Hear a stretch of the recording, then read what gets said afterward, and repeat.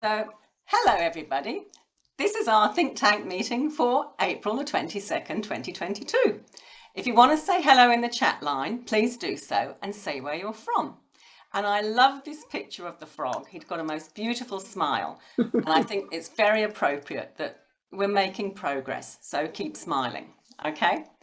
Next, you can see that we've got quite a journey today. We've got Eugene and Kay, and then we'll go through International District Earth Day and other business. Next slide.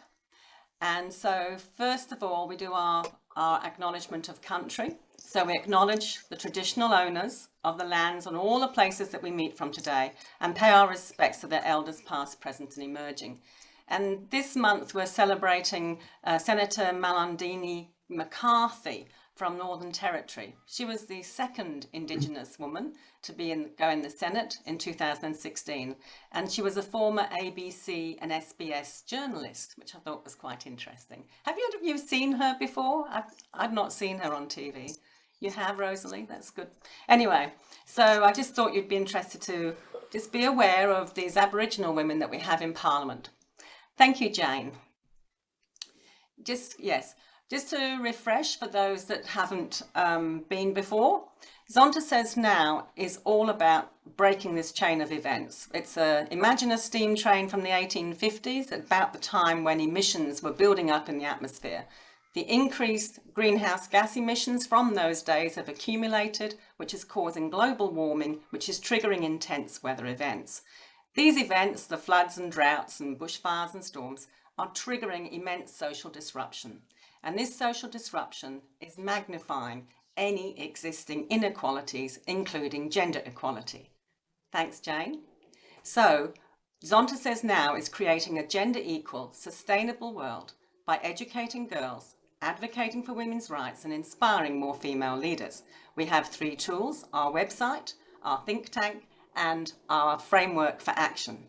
5 things in our framework: get the facts, lead by example, add our voice, advocate and collaborate. And to do this, we have a load of resources which are available on the website. So that's the intro, Eugene, you get the idea. So I'm now going to call upon, if she's still there, just Suzanne. Yes, she is. Great. Suzanne will introduce Eugene. Next slide, please, Jane. Great. There we go. Okay. Eugene, I'm going to make it very short because of the problems, but Eugene is a climate scientist. He is involved in a current project which is introducing Green Ninja, and educational to talk to us not only about that, but a bit about his journey with his concern about climate and his action. And I have to say that Eugene and Claire live a really fantastic, very sensitive ecological life, and they have a very nice existence. And I think that's one of the things I've often noticed with people. They're quite worried that if they become very environmental, it will somehow detract from their life. And I can certainly tell people that's not true at all. And Eugene is also famous for his burritos, and you might find out more about that as we go along. Thanks.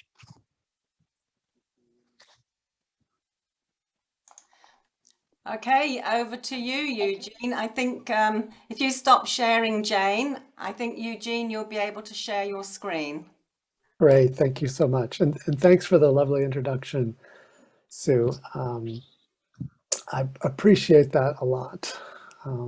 So it's really nice to be here and to meet you folks, and I feel that I feel quite privileged to be here and to have the chance to share with you a little bit of what I'm doing. I'm also really intrigued and interested in Zonta Says Now, and that it's an international organization. I did some reading on it, and I have been inspired by lots of the work and the projects that are going on. So it's really exciting. And I would be very welcome for folks to stop me and ask questions. And, you know, as a professor and as someone who cares about this issue, I know that sharing is really important, and we have a lot to learn from each other. So I'm going to share with you a little bit about my personal journey, some of the academic research that I've been doing, especially around behavior change. And Sue mentioned, something about this Green Ninja project that I'm working on.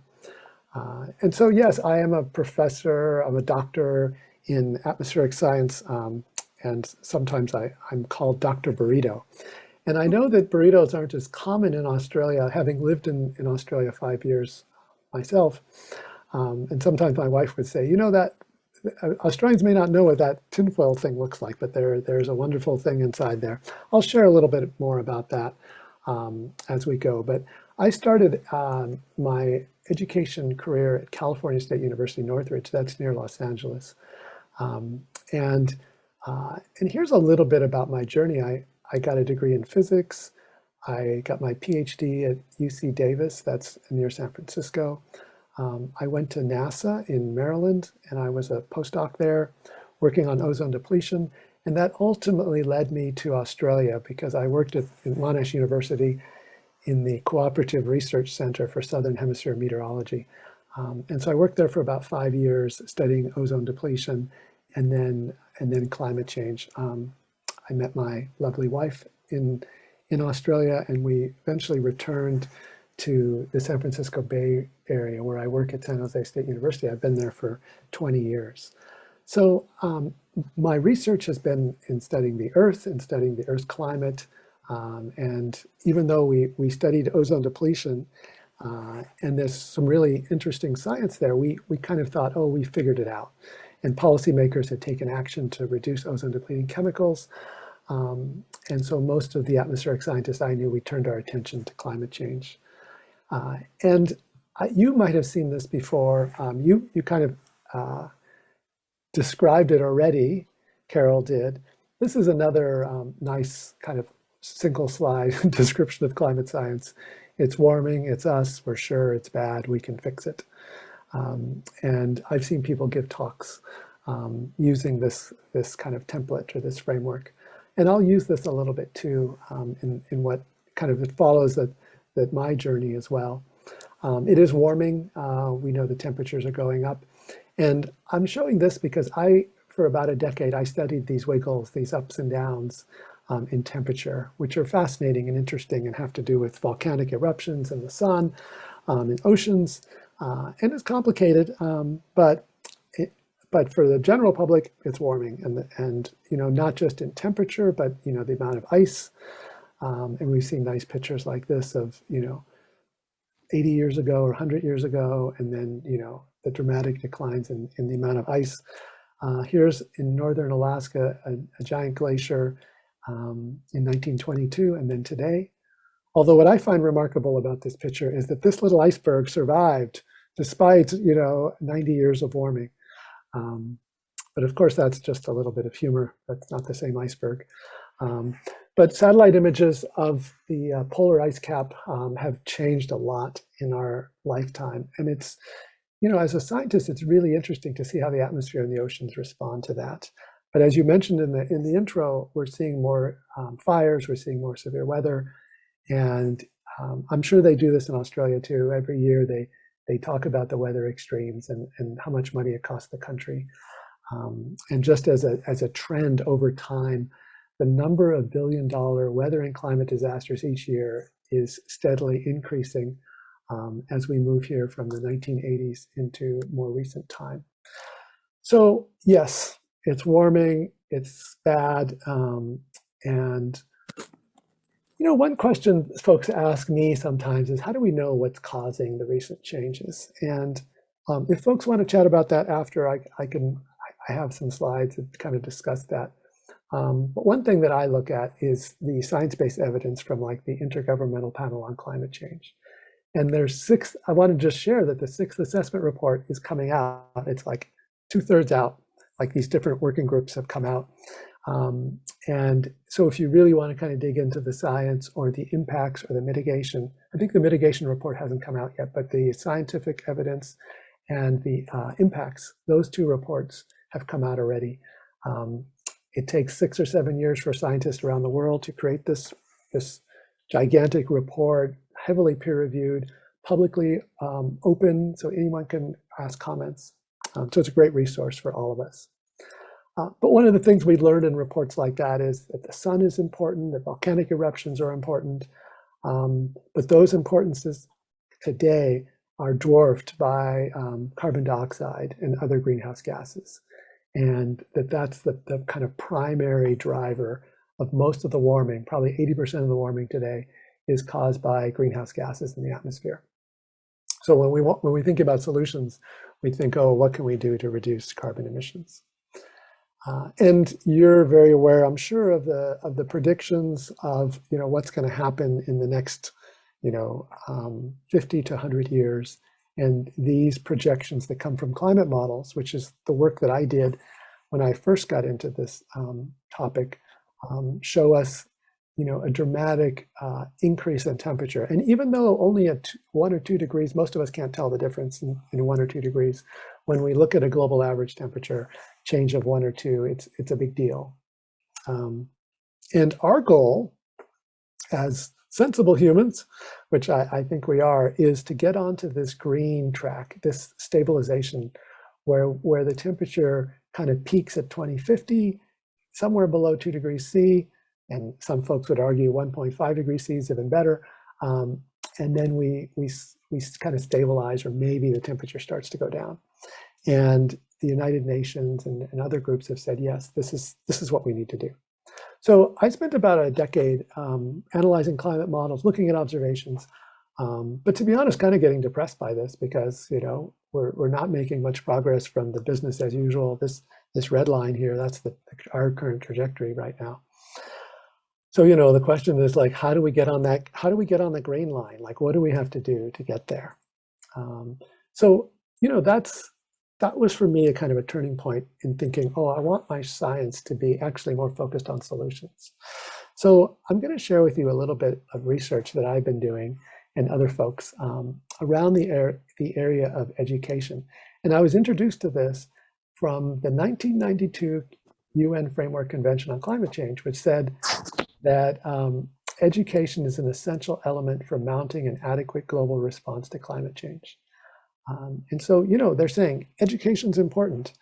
But when I look around at climate action plans, and this is the layout of the climate action plan for San Jose, which is the large city near where I live, there's great stuff. There's, more efficient transportation and renewable energy and efficiencies in buildings and smarter, more efficient food systems and water conservation. But in those plans, we almost never see education. It's just absent. So even though the UN says education is important, when you look at money invested, when you look at local plans, state plans, national plans, only until very recently have you seen any mention of education. So when I looked at this almost a decade ago, the question that came to my mind was, could we quantify the potential role of education as a mitigation tool? Because I felt like, well, I feel like, oh, if I gave you an energy efficient light bulb and you installed it, I know how much energy you'd save over the 10-year life of the light bulb. But if I said, oh, here's some educational materials, it's actually kind of challenging to quantify. So that's been what I've spent a lot of time in the last decade, is trying to figure out how to do that and how to try to develop educational materials. So I'm just going to share very briefly, and I'm happy to chat more about this with you folks if there's questions.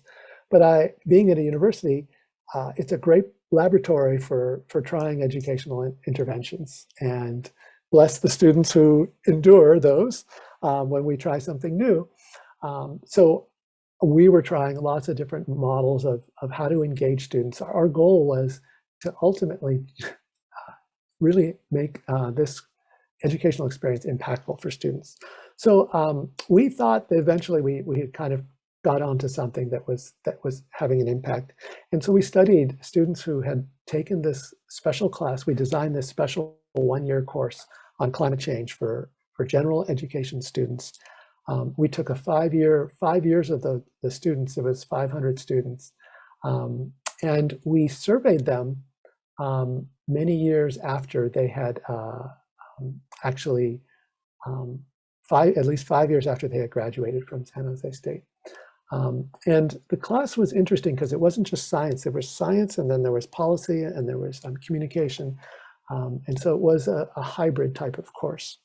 And we did surveys after the course, And here's what we learned. I'll just kind of get to the punchline, is that we found that high quality climate change education can be as effective in reducing carbon emissions, and we quantified it, and I'll show you a little bit of this, but can be just as effective in reducing carbon emissions as other solutions like rooftop solar or electric vehicles. And the reason we could make this claim is that we actually studied the individual student's lifestyle, and we compared it with the average Californian. And we found that they drove more efficient vehicles and that they were using less energy at home compared to the average Californian. They were eating more, kind of climate-friendly foods, and they attributed that to this one-year course that they had taken many years ago. And like some of the things that determined whether people really made a big difference is that students found that climate change was personal, that they had like really experienced it. And they also believed that it was fixable, and that especially individual actions could make a difference. So for us, there were some great learnings as to like, if we wanted to use education as a mitigation strategy, what kind of educational experiences did we have to provide students? And if you wanted, we could talk about gender as well. There were some gender differences too. But it was very interesting work. We published the paper a couple of years ago, and we did this comparison where we looked at different climate change strategies like rooftop solar or offshore wind, and these are large scale, like putting solar panels on every roof, or 2/3 of the roofs in the United States or 3/4 of the roofs in Australia.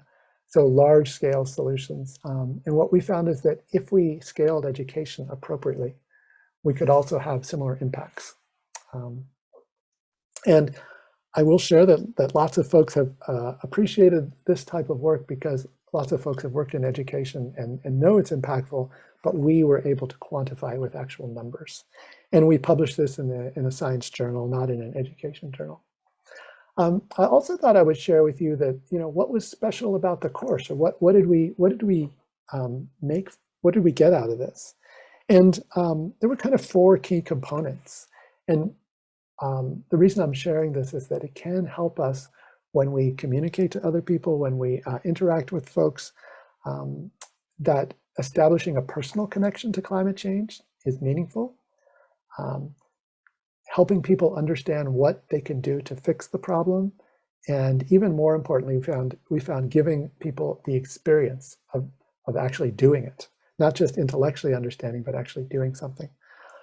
We did some work around social norms, which is super important, about feeling like, oh, it's okay to care about the environment because everyone does, at least everyone in this class did.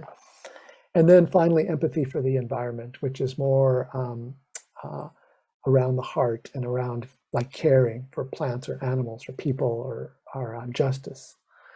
So it's really interesting. It's been really interesting work for me to think about and reflect how I used to teach climate change as a scientist and how it was not very impactful, I'll be honest with you. And how I had to learn from social scientists and other folks before I was even getting close to making an impactful, creating impactful educational experiences for students. So we published this work in this journal PLOS One out of the UK. And I will share this slide deck with your folks here. And there's a link to the paper there if people are interested in reading it. But for folks who weren't interested in reading it, we actually made a documentary about it. And like your ABC, we have a network called PBS. And actually it's still screening right now. It's been screening for the last couple of years. Not always at the best time. Sometimes it's 2 a.m. I look at the screening times, so you really have to be like desperate for something. But we showed like a little bit about our research in the college class, but also the work we were doing in middle schools. And one of the things I liked from the documentary is we did all these case studies of people who took the class and whose career trajectories really changed. And we use those case studies in the documentary to see, what does it look like to have that, not only maybe your carbon footprint's less, but maybe your career is different. So that's a little bit about my research, and as I said, I'd be happy to chat more about that. The last thing I wanted to share with you was a little bit about what happened after or as a result of this research. And I got I had the privilege of co-authoring a book about food and climate change with Laura Steck, who is a environmental food activist and chef in California. And she wanted to write a book about how to think about our diet and maybe make adjustments to our diet. And a lot of people would say, I meat and 3 veg. That's my normal dinner. And oh, if I didn't do that, what would I eat? And so that's what the book was kind of about. But for me personally, what it did was it introduced me to giving talks to audiences like we're here today, and going to like bookstores and libraries and universities. And we gave like 100 talks in a year, and it was great, and people were excited. And this is over 10 years ago, talking about food and climate change. But the group of folks who were not in the audience were young folks. And I was like, gosh, young folks need to know some of this stuff too, and they might have better ideas of how to fix things. So I started to work at San Jose State with storytellers and artists and educators and engineers. And together we created a climate action superhero called Green Ninja. And the storylines are told in films, animated and live action films, in games, and students make their own films. And some of those films include Dr. Burrito. And here I am with my burrito meter, and I'm measuring the carbon footprint of 2 different burritos. And now you can see them without the tin foil is shedded and the aluminum foil is gone, and you can see them, the true characters of these wonderful creatures. And then here's an image you may have never seen before. This is a burrito farm. This is where burritos grow. And I've just pulled one out of the ground. You can see it's a deep root one, that one. And yes, these films are silly. We're using humor deliberately to try to lighten the sensitivity of a challenging environmental topic. And it's aimed for kids and for teachers to use to engage students around environmental topics. And so we did this for about 5 years. We were creating films, and teachers loved it. And eventually we decided to transition from, and we were doing research along the same way, to translate from an academic research to what I call applied research. And applied means that I want this to actually be in schools. I want teachers to actually use this type of educational material. So Green Ninja became a company, a benefit corporation, which is a legal structure in California and some other states that allows environmental and social values to be written into your bylaws. So you can't be sued by your shareholders if you do something that's good for the environment. But we're still a for-profit company. And we have an amazing team. And our goal is to create educational materials that satisfy the standards, but that also inspire student engagement and leadership around climate action. So we have this team of educators and scientists and artists. And today in California, we have over 15 different school districts who are using our program every single day for their science instruction. Some of the schools care about the environment. Some of the schools want great science programs because they have underserved communities, and our stuff is really engaging. We have $1 million in revenue, and we've become a real company. But our values are strongly aligned with the research and our goals about student empowerment. But our curriculum is online, but also books for teachers and students. It's very hands-on oriented, so there's kits for students to do engineering and life science and earth science and physical science. And the Green Ninja videos are there, and some Green Ninja games. And our goal is by the end of the year, we want to expand outside of California to states all around the United States. And sometimes my friends will say, well, you live in California, it's very progressive there, but what about Florida? I don't know if you've heard about Florida recently, or Texas, or, the states are, is your program, could it be successful there? So we didn't really know, so we went to Texas. We've gone to like 3 science conferences in Texas. And you'll all be happy to know that the science teachers in Texas are like the science teachers in Victoria or Queensland. they care about science, they believe in science, and they want their students to learn good science. Yeah, they have a school board that's a little crazy, but the science teachers are fantastic. And so we think we have a real place all over the country in helping young people learn about science through an environmental lens. And to do this, and one of the reasons we're for-profit is that to compete against big textbook publishers, you need money, and you need good sales and marketing and all the kind of business stuff that, I'll be honest, it's not my complete expertise. But this is a screenshot from something we're doing today. We've been doing the last month, and it's Earth Day. It's still Earth Day here in California for the next 2 hours. But over the last month, we're offering shares in our company, privately held company. And we've raised $456,000 so far. We're trying to get to $1 million. We have 49 investors. And this is governed by the Securities Exchange Commission in the United States, that we can sell privately owned shares. And for a minimum $500 investment, people can buy shares all the way up to a whole bunch. But our goal is to take that money and to be impactful and to inspire student leadership. And a lot of students don't, even in middle school, think, oh, I'm not good at science, or I don't like science, or science isn't for me. And that's why we're in middle schools. We want to change that idea. Not that we want all students to become scientists. We want all students to be good science thinkers so we can make good decisions for ourselves and for our future. So that is a quick overview of what I've been doing, and I would be really interested to hear any questions or comments that folks have, because based on what I've read about your organization and the amazing work that people are doing and have done, I'm interested in having a little chance for at least a short discussion. That's great. That's really interesting, Eugene. Thank you so much. I'm fascinated as to how you've brought through, but it's basically the head and the heart and everything into the learning, which is really good. I know that in my own work, we're trying to apply more design thinking into what we're doing to achieve those sorts of outcomes. I'm working in the decarbonisation space, so I think that's really good.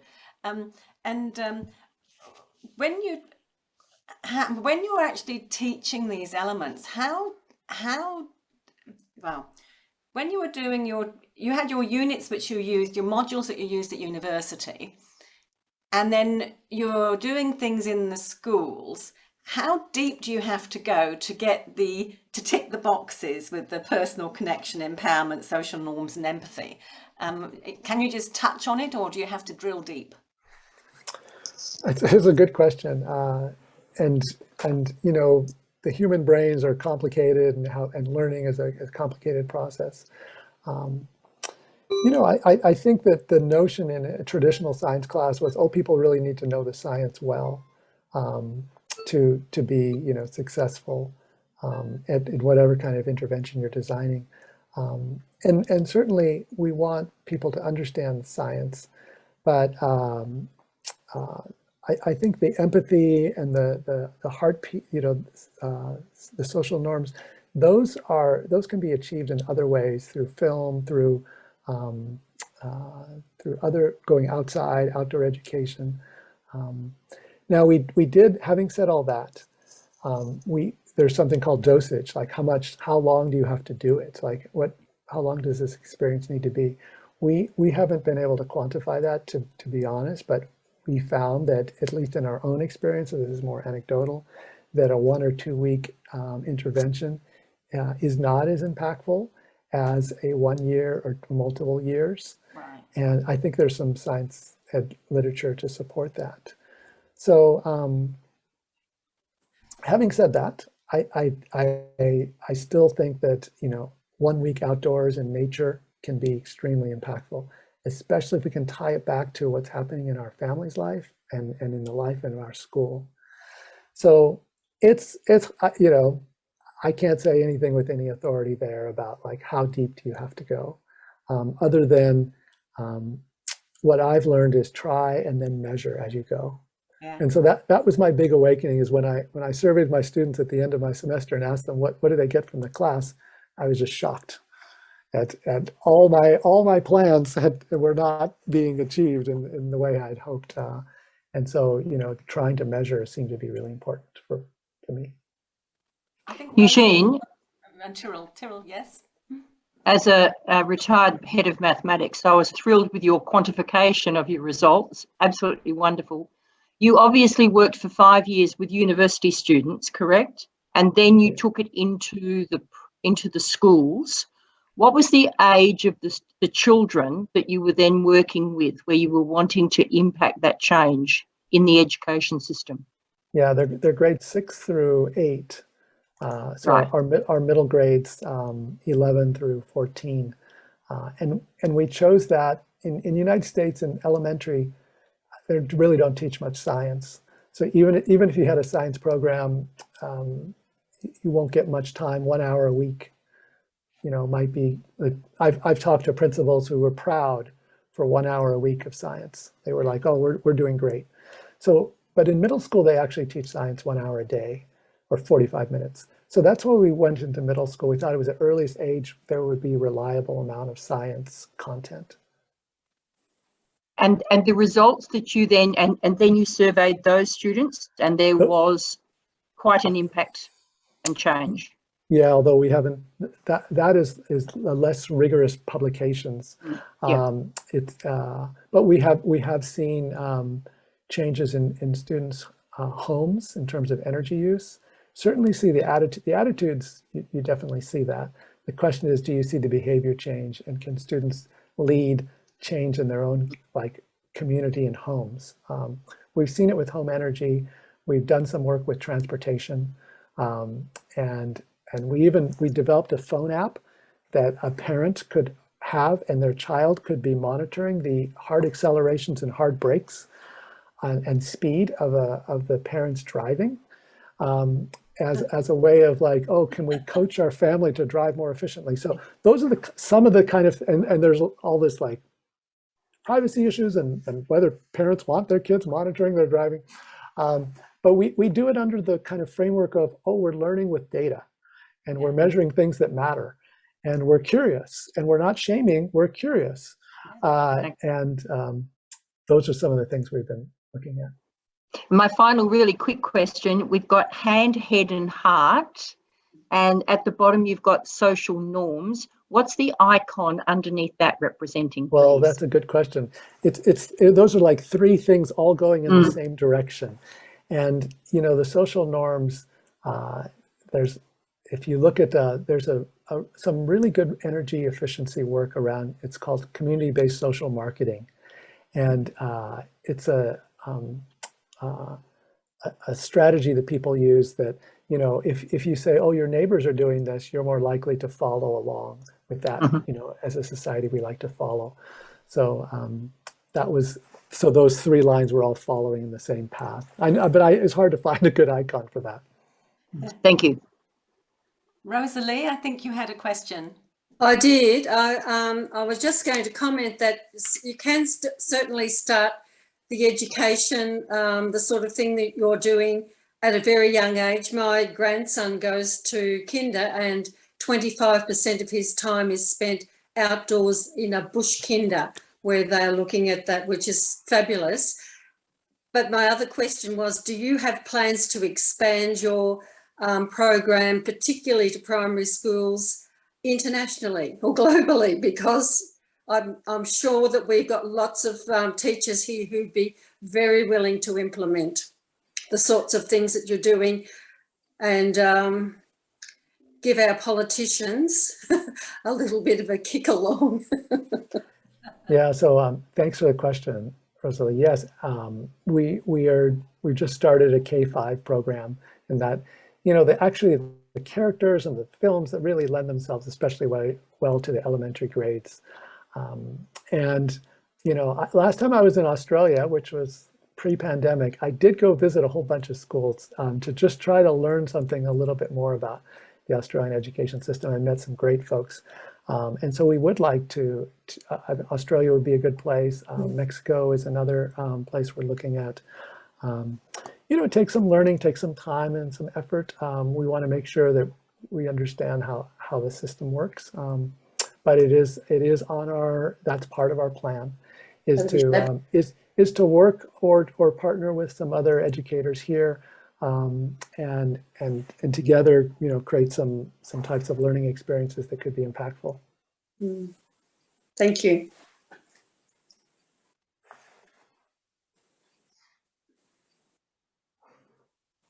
What a question, Carol.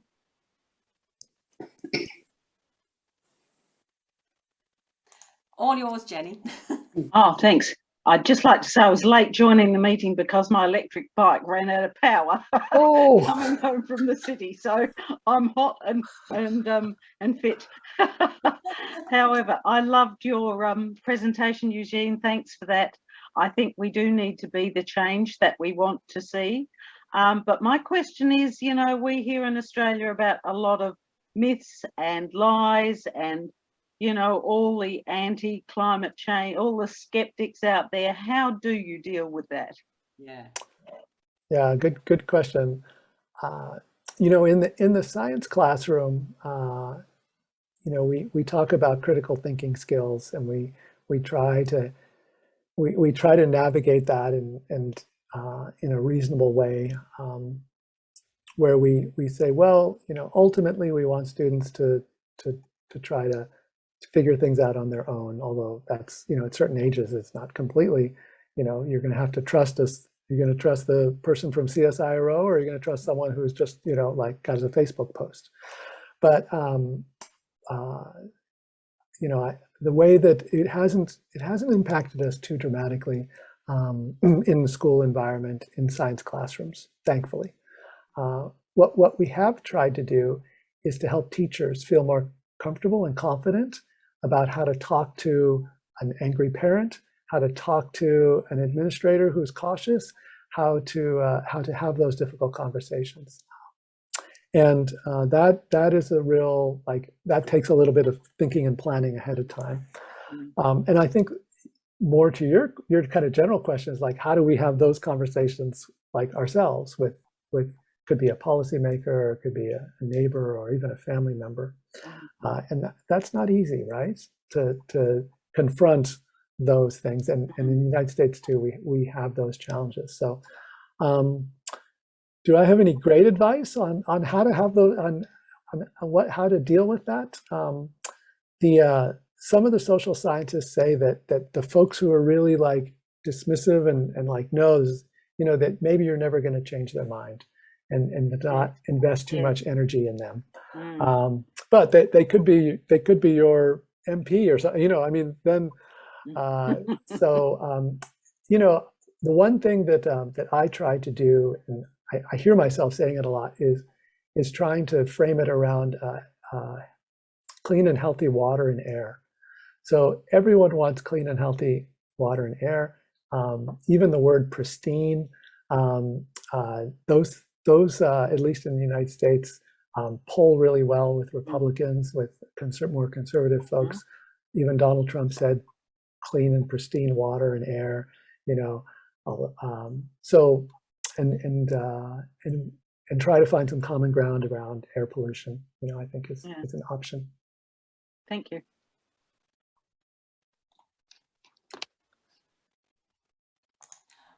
Did anyone else have any questions? Can you put your hand up or whatever? Let me see what's there. I think that I'm very impressed with what you're doing, Eugene. I like the idea of it being the missing link, education being the missing link, you know, with regards to the transport sector and, you know, the renewable energy, etc. And the education is the one that's been missing. And I think that's a really big take-home message. I think for us all, that you know, by educating others and having the conversations, it's very important tool in the arsenal of getting climate change addressed. And you know, it's I think that I know Vicky's just joined us, and Vicky is has done a lot of teaching in her time with science discovery centres and things, and children who are from distance education as well, all around Australia. And I know that quite a few people had problems with the link beginning, so I was emailing Vicky desperately in the background to send her the links. I knew that she'd be really interested in the talk, but she's just joined now, and so she'll be able to watch it on the video afterwards, which is wonderful. But I mean, your presentation today has been really good, and I'm sure that Vicky will probably email you later on. I look forward to it. Thank you so much. There, but you know, but Eugene, thank you so much for joining with us today. You're very welcome to stay in for the rest of our meeting to see what other things that we're talking about. And but if you need to go and go to bed, you're more than welcome to. Thank you so much. It's great to meet everybody. Yeah. And if there's anything that our educational work can do, and I'll just send you a couple of resources later. We have free videos and some other things that you could potentially use or share in some way. Happy to do that. So thank you so much for inviting me. Thanks very much, Jane. And Jane, I have good news for you. I've worked out what was going wrong with my computer as well, so I can actually do my own screen now, which is great. Okay, I'll stop share. Okay, no worries. Mission Control East can relax now, which is great. I'll go get a glass of wine now. Oh, are you? Oh no, that's funny. But yeah, so there's I'll just put the screen on. So you're probably getting the right screen now. Yep. Yay! Hooray! So. Yes, I did put a picture of what a burrito was, Eugene, in case anybody had a difficulty with your burrito, so they could see what it was. But so that's good. We were going to move on now to Kay, and Kay Stewart is our incoming Lieutenant Governor for District 23, and she picks up the mantle in at the Hamburg Convention. And Kay, am I right that you've just finished doing some governor training in Chicago? Well, half and half. Yes, governor training did occur in Chicago, but I didn't get there, so I spent 3 all-nighters doing it online. Important. But anyway, so she's the incoming governor. Oh, sorry, the incoming governor, not. What did I say? COVID brain. Lieutenant governor. She's the incoming governor. Kay will be the incoming governor for District 23. She's currently the lieutenant governor elect, and so she'll be taking on the mantle.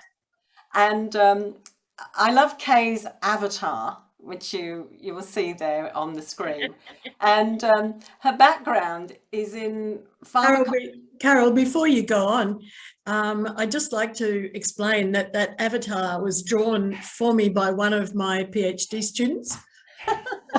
Clearly talented in more ways than one.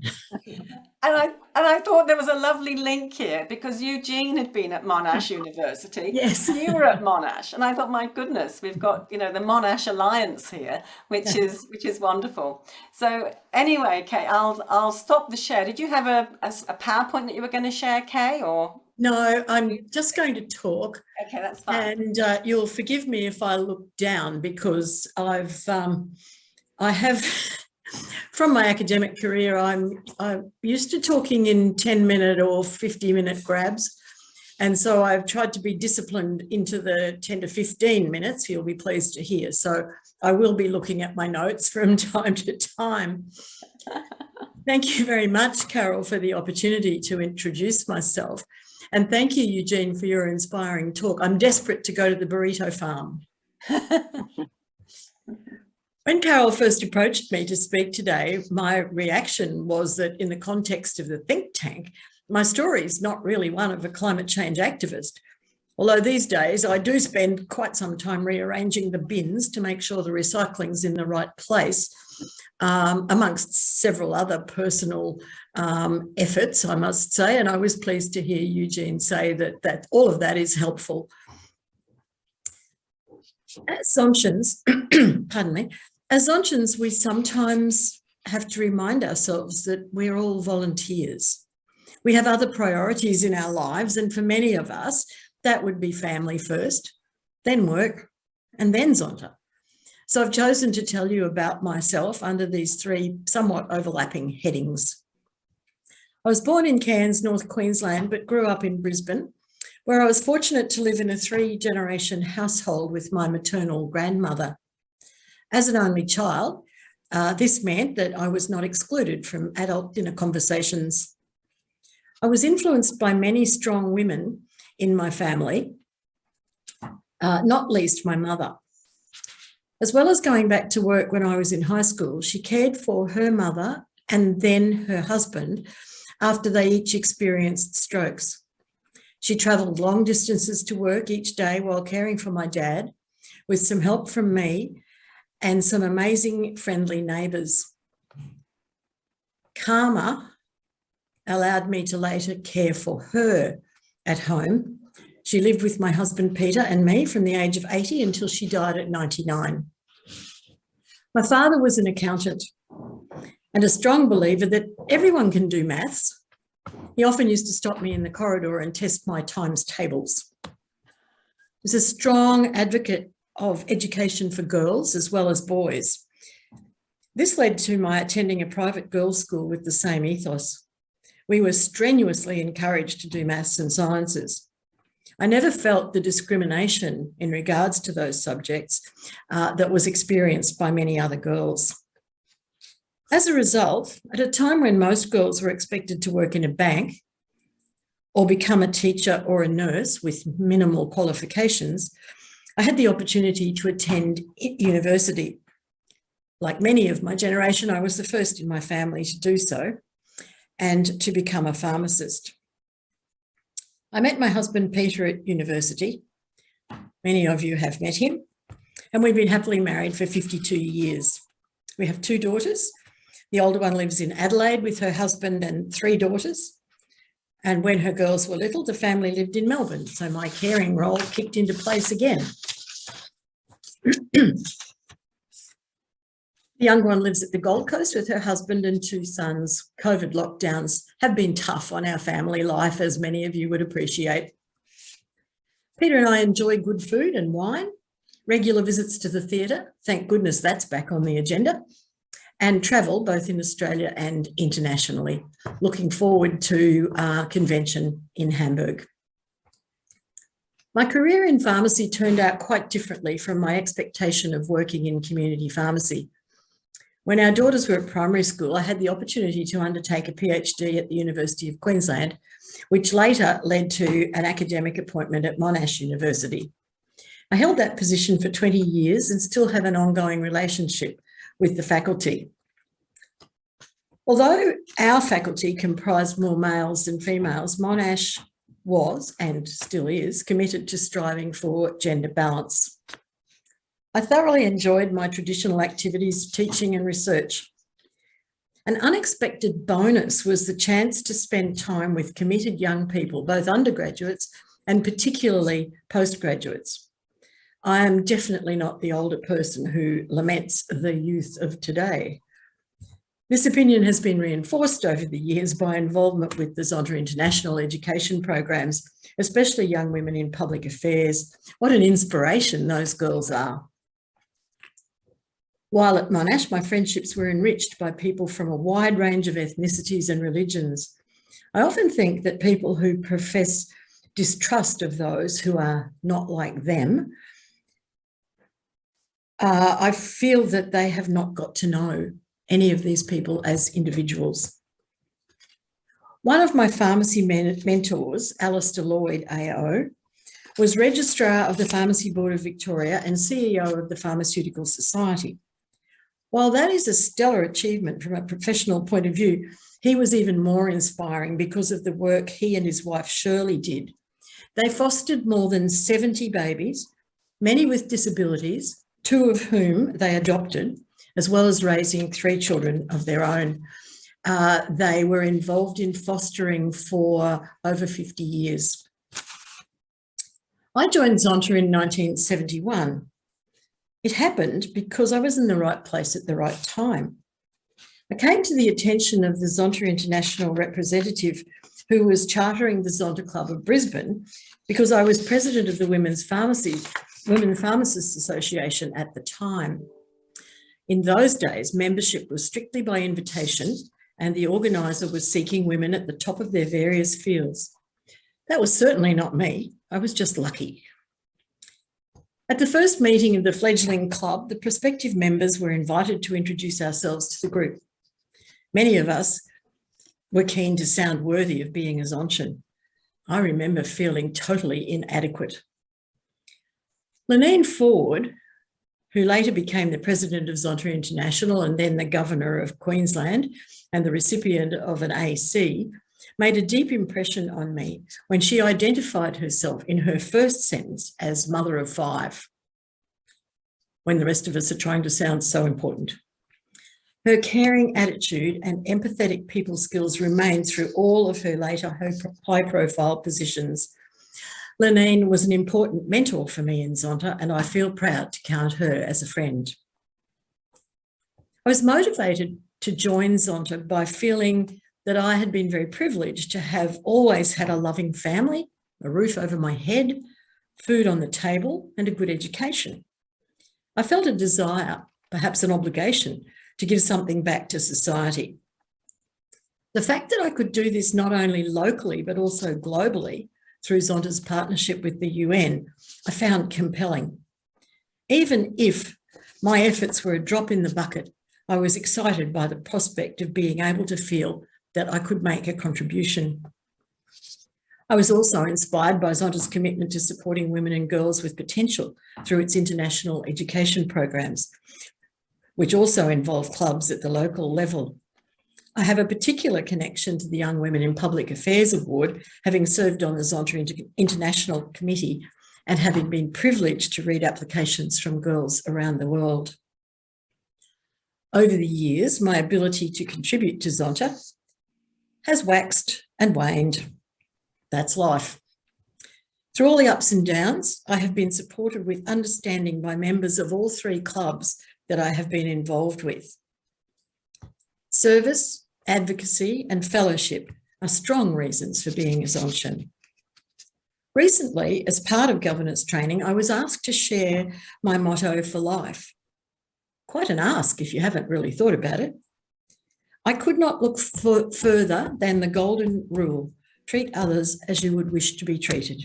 I think that sums it up. Thank you. Well done. That's really interesting, Kay. And so that was great.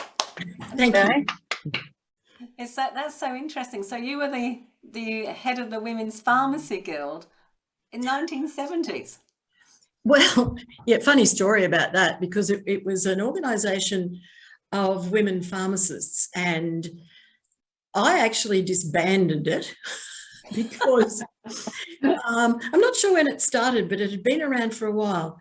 And their 2 main things were to get equal pay for women pharmacists, which by the 1970s had already happened.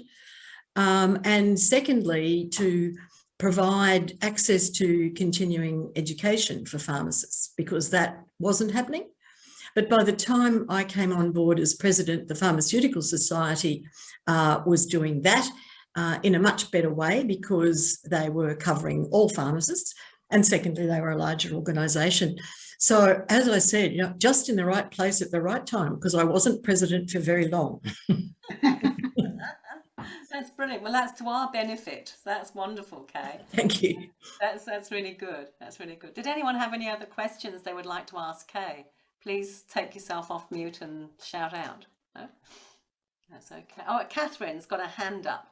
Catherine Taylor, I can see a hand up, but you're on mute, Catherine. So No, perhaps it's, oh, it's not her hand, it's my mouse. He came up with the hands up. That was funny. Anyway, probably shocked Catherine then. It's when you, no, it's disappeared. Anyway, I got a strange symbol with my mouse. It's Vicky's got a hand up. Vicky.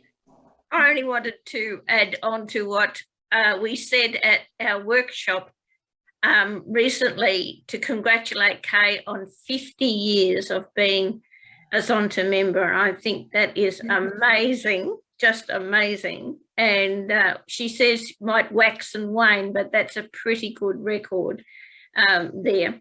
And my sincere apologies, Carol. I didn't see the change in the time to capture Eugene's timing, and I'm mortified that I missed it. So I would appreciate the recording, and I must really sincerely apologise to Eugene. So I will make up for it, and I was doing the report that you wanted me to do too, Carol, so that's what distracted me, and I didn't see the change in the time. My apologies. No problem, Vicky, we're all human. That's good.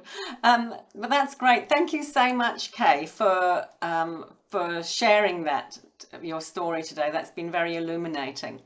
We'll just move on, and we have a next thing is international news. We've had a lot of things happening. The Zonta USA caucus now has a Zonta Says Now think tank. Okay, and I was privileged to speak at it at their first think tank meeting on the 12th of March. And I'm just showing you the themes here that they have. They have 9 themes that they follow on from. They set up the Zonta International USA caucus so as they could form an entity that could participate at the US Women's Caucus at the UN. So their think tank aligns with the climate crisis action identified by the US Women's Caucus at the UN. And the meeting that I went to was focusing on water. That was their first area that they're looking at. So it's really interesting to see how different Zontians approach the think tank idea in different ways. So it was been really interesting. So their next meeting's on the 7th of May, and the Canada caucus is joining them. So it's slowly rolling out, which is lovely. The next one was, oh yes, these are some of the ideas that they had at the launch of the USA think tank. This is just a few of their ideas for local service and advocacy.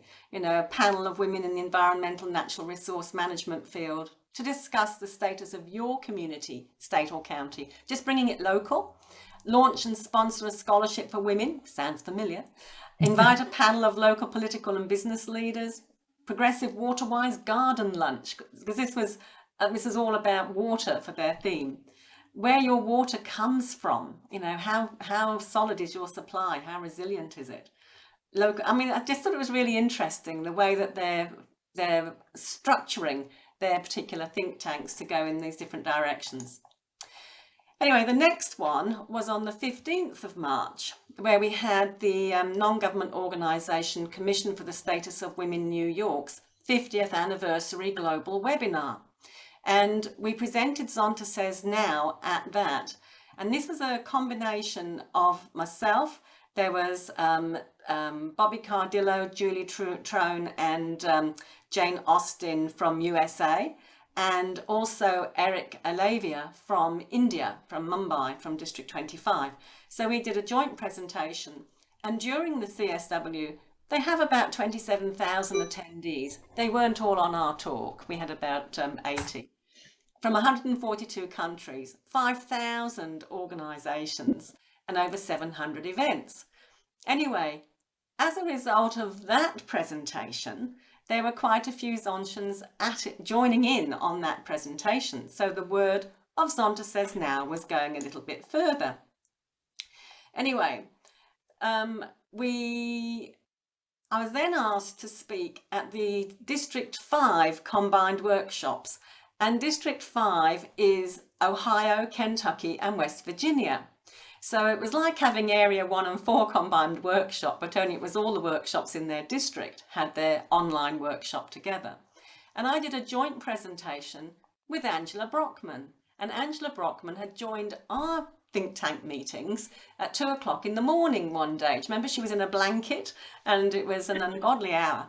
Anyway, so it was lovely to be able to share a presentation with Angela. So I was the one at 2 o'clock in the morning. So it was good to have that quid pro quo.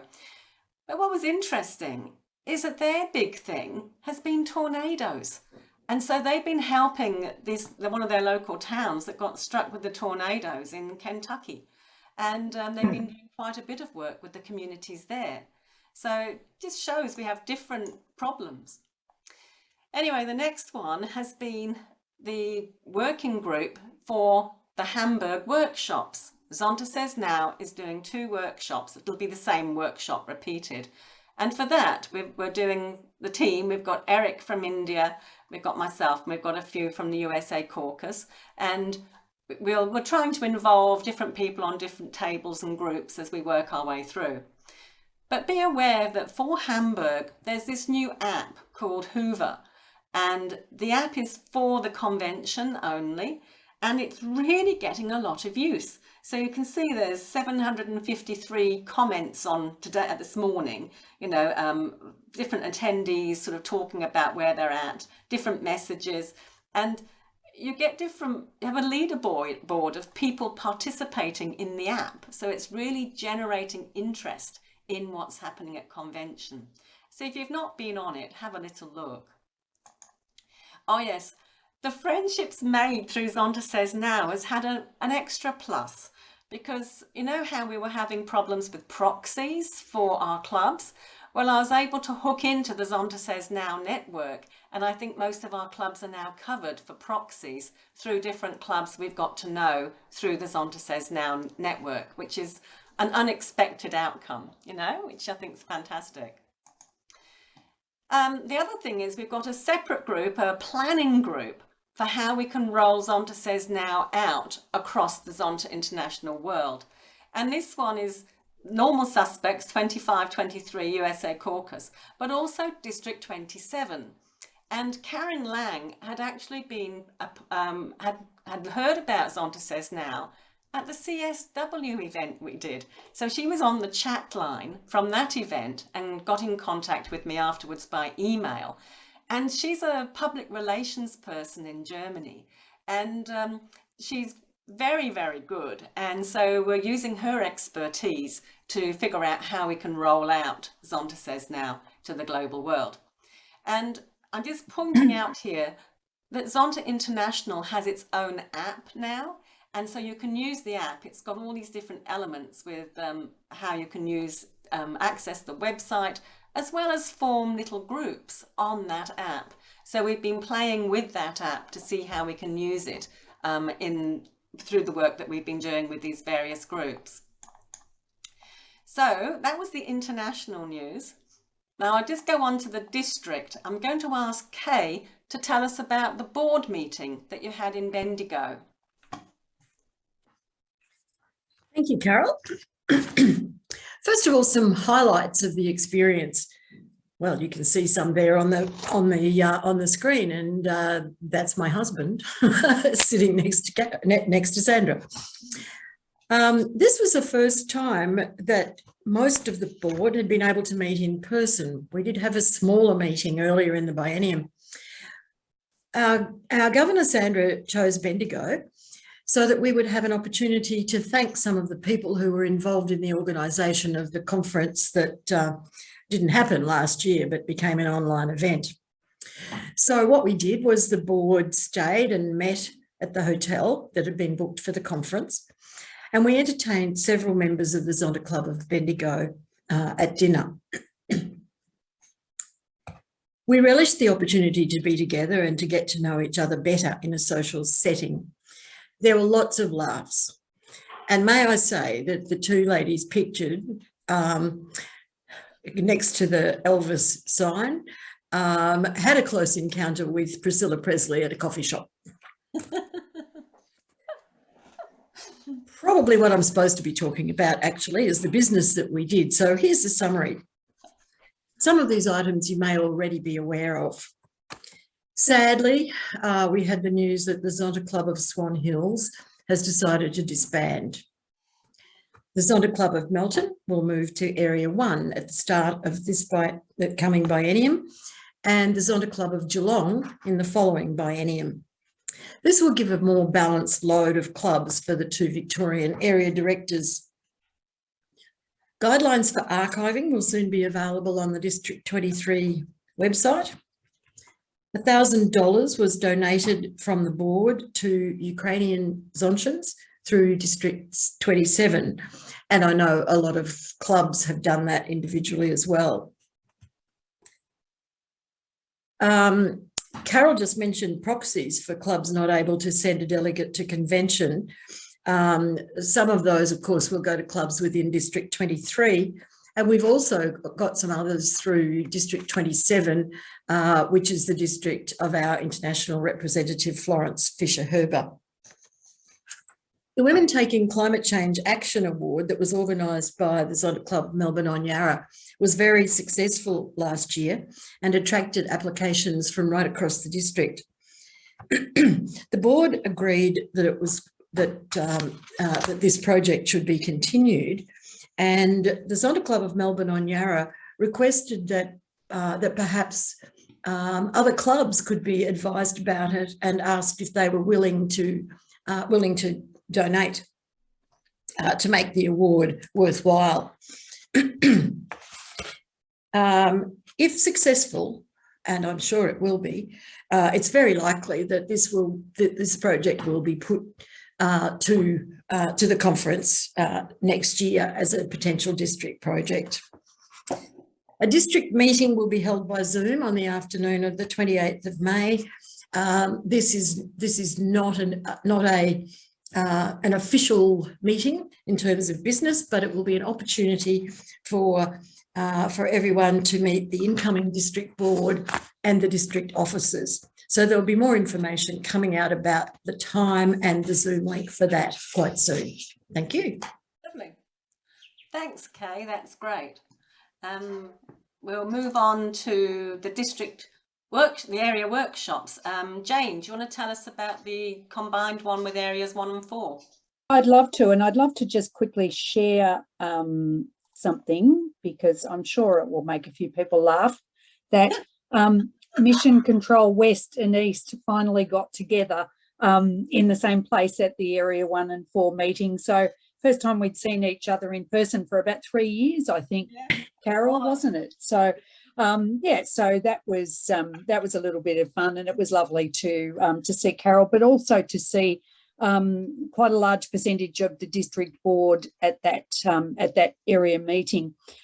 We did have an area meeting in person in Victoria last year, but then after that, Victoria pretty much went from bad to worse with COVID, and really this was the first opportunity since then that, excuse me, many of us has had to see members from other clubs. So that was fantastic. We travelled up to the Albury-Wodonga area and were hosted by the Albury-Wodonga Club. It was lovely to get away for a weekend as well, rather than just our usual day trip to either metropolitan Melbourne or country Victoria. And as I said, great to make those connections again. There was a bit of a sustainability theme going across our meeting for the weekend.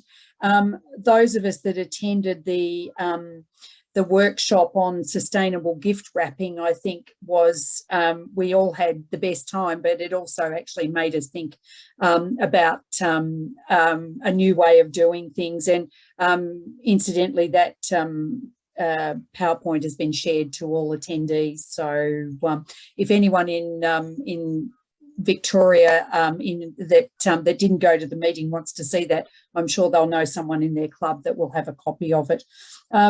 We also spoke about financial literacy, about holding our politicians accountable for issues particularly to do with women in our upcoming federal election now, and also in Victoria a state election later this year. So a lot of discussion around that, and valuable discussion, I think, that is starting to have some action from clubs in asking our politicians what they are going to do in the future over a raft of issues that relate to women and girls. We had a great speaker from the Albury Resource Recovery Centre, which in sort of our usual terminology would be the Albury tip. However, the work that they are doing in Albury in their Resource Recovery Centre was amazing in terms of the sustainability of the enterprise and what they've done to improve that system over the last few years. Absolutely incredible. Carol was one of our speakers as well, and probably the thing that stood out, I think, for most of us then was using the En-ROADS policy simulator to try and work out if we did A, B, or C, what that would do in reducing the rising temperatures across the world. And I think it certainly opened our eyes up a lot there. We obviously had a lot of Zonta information as well, always welcome, and it's great to keep learning as we attend these events. And I think the fact that we had a dinner on the Saturday night with a fantastic guest speaker and then got up and had another session on Sunday morning, I thought it was just fantastic, and a credit to Chris Denmead and Trish McLean, the area directors responsible. Thanks, Carol. They did a great job. It was a privilege to be part of it. It was a great workshop. It was great. In District 5, Vicky, you had it was Cradle Coast that were the hosts for that one. I'm just aware that we're sort of rapidly running out of time, and so I know you had the video for the Zonta Says Now at that workshop, didn't you, Vicky? So there was everywhere had a bit of Zonta Says Now. Yes. I'll scoot through. Sure, no problem. And the same with the Area 3, and I presented at the Area 3 workshop and showed the simulator as well, and that was a beautiful one, right in the Dolphin Discovery Centre, Tyrrell. You couldn't have chosen a better venue. That was just fantastic. That was a wonderful day. You can see you're in Western Australia with all the masks on, you know, but we're slowly getting out of it. And then we've got the Area 2 workshop is coming up on the 14th of May. So I'll be going to present the simulator there. The photo image competition, I haven't had any entries yet for this, for the banner. And I was wondering whether we should delay this until after convention, just in case we end up with a different rollout with Zonta International. I'm just sort of mindful. Anyway, so I see a few nodding heads there. So if we get some entries, all well and good. But if we don't, we'll just push them. We'll push the entry date back, you know, till after the convention. The District Climate Award, Kay's already spoken about, which is great. I just want to share this. This was our 50th anniversary of the Zonta Club of Perth this week, and we had our history book has been out. It was launched. We had the cake, had the picture of the history book on the front of it, and every table had a project that the club had done in the last 50 years. And we had the Zonta Says Now tree, which had the 17 Sustainable Development Goals hanging from it. So the other thing was we launched the Perth Foundation for Women. So we now have a charity, tax-deductible charity, which was also launched at the 50th anniversary. And you'll notice the logo is like the Z for Zonta, but it's to reflect the swans that we have in Perth. Then it was Earth Day yesterday, and this is just the coral reefs in March 2016 and May 2016 to show the difference that coral bleaching makes. And there are some links here which you'd probably go and have a look at later on. There's some lovely little quizzes that would be really good for club meetings. They only take a couple of minutes, 5 or 6 questions about sustainable fashion and ocean plastics. And I learned things as I was watching those quizzes. So this is on Earth Day yesterday. We planted a tree for the 50th anniversary of the club. So there's Lenny and Margaret, who were charter members of our club, with the ceremonial shovel from the city of Netherlands. And this is our tree, and the plinth with the Zonta plaque on it, acknowledging the 50 years. And we also had been recycling bottles and things for the last few months, and the money we've made from that we've put towards 500 trees. So the 500 trees will all help towards Earth Day. So it was quite symbolic having the 50th anniversary, planting a tree, and 500 trees as well. And if you want to plant your own trees in your clubs, don't forget the Queen's Jubilee Tree Fund, because that's up there for money for grabs for planting trees. And then the other things, just to remind you when we're talking about the election, don't forget these 2 graphs. You'll see them when we share the minutes, you know, the notes.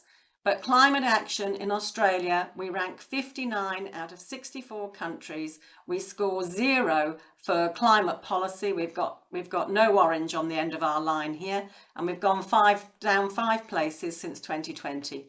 And on gender equality, we've gone down 6 places since 2020. So it just gets you into the headspace for talking to any politicians.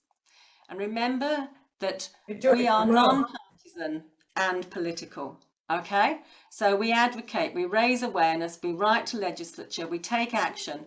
We don't promote any particular party. We'll stick to the issues, but we take a stand on those issues. All right, so we're not partisan. We don't support a particular party, but we support an issue, and we tell everyone about the issue. Okay, and I came across these 2 sites that you might be interested. If you're not sure how your own views align with a political party, go and do the quiz on Vote Compass. It's quite illuminating to see how you stand. And this one is the theyvoteforyou.org, and you put in your MP and it tells you how they voted on all sorts of issues in the last couple of years. So that one is worth its weight in gold. You can see what they've really done, okay? So theyvoteforyou.org.au. And then Matters That Count from the Victorian Women's Trust. I've mentioned this at some of the workshops, and these are their 8 priorities. Number 1 is action on climate change. First Nations voice, wage justice for women, stop men's violence. I love the language of that. Affordable childcare, affordable housing for older women, ending the cruel treatment of asylum seekers, and integrity and accountability. Now, if you go to mattersthatcount.com.au, it applies across Australia, and they're asking people to find out where their members of parliament stand or their candidates stand on these issues, so as they can actually publicise it across the country. So as people know where the various candidates are standing, so as you know how, if you want to vote, who you want to choose to vote for. This was the En-ROADS Climate Simulator that I used at the workshops. I've shown this now at Rotary groups and at various community groups as well. And I even presented it at the Ministerial Advisors for the Minister for Climate Action in WA, and also did it at a Greens breakfast the other morning as well. So I'm working my way through all the parties, getting myself through all the parties so as they can see it, with my En-ROADS Climate Ambassador hat on. Just to be aware that 1 Million Women has, Natalie Isaacs is about to produce another book, where it comes out on the 7th of July. And it's all about how women can lead the way in the climate emergency.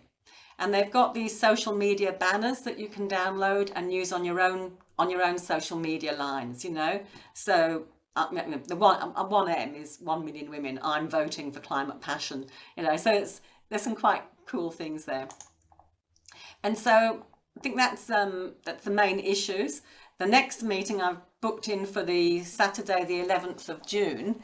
And before we close, because I've had to sort of rattle off the end bit there, was there any other issues that anyone else would like to raise? Yes, Jenny. I just wanted to mention that our new Minister for Child Protection, Women and Prevention of Domestic and Family Violence and Recreation and Sport is a Zontian called Katrine Hilliard. And she was re-elected in the latest election, and she's a member of the Club of Noarlunga Southern Vales here in South Australia. Oh, wow, that's great. Yes, and I saw her on the news last night, starting on child protection issues, and she'll be great. She's really great. Oh, she came out for the Orange March. She was out there. So are a lot of politicians, but she was out there, and she's going to get a Zonta Says No t-shirt. I'm about to order her one, and she's going to be a great ally, I think, to protect women and children here in South Australia. I mean, that's fantastic, because I mean, it's the whole thing is, it doesn't matter which party you belong to, it's the issue that counts, you know. And if we can get raise awareness of the issues, that's what we're all about. That's fantastic, and we're all about supporting women in leadership. So it's great. Yes, you know? yes. Well, we actually, I'd just like to say on that, we had a good representation from all parties when we had our Orange Light Up Adelaide exercises, and we had a lot of support from across politicians, and men and women came. Brilliant, brilliant. That's fantastic news. Anything anyone else would like to raise? But no, that's good. Anything else? No, I think we're all done. Well, as they say, it's not going to be easy, but it's going to be worth it. So go for it for the election and just raise as many issues as you can. It's been great to see you all today, and look forward to catching up again in 11th of June. Okay, bye for now. Thanks, Carol. Bye, everyone. Bye. And thanks for your help, Jane. Always here for you. You know that. Thank you, Mission Control East. Mission Control East is out. See you later. Bye, everyone. Bye-bye. Bye. Bye.